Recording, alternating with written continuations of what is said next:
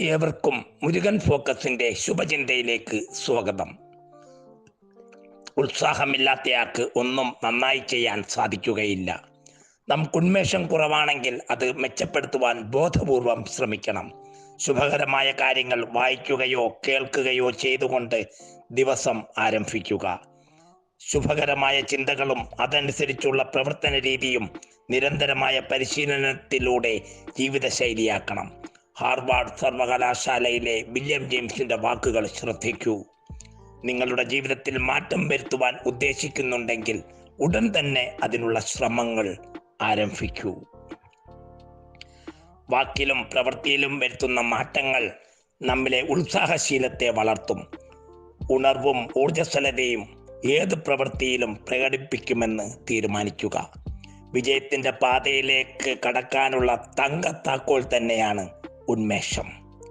ഇന്ന് നിങ്ങൾ ചെയ്യേണ്ടത് ടു ഡു ലിസ്റ്റ് തയ്യാറാക്കി ഈ ദിവസത്തെ ധന്യമാക്കൂ. നിങ്ങളുടെ ജീവിതത്തിൽ നിങ്ങൾക്ക് അഭിമാനം നൽകുന്ന അനുഭവങ്ങൾ അക്കമിട്ടെഴുതുക. ഏവർക്കും ശുഭദിനം നേരുന്നു.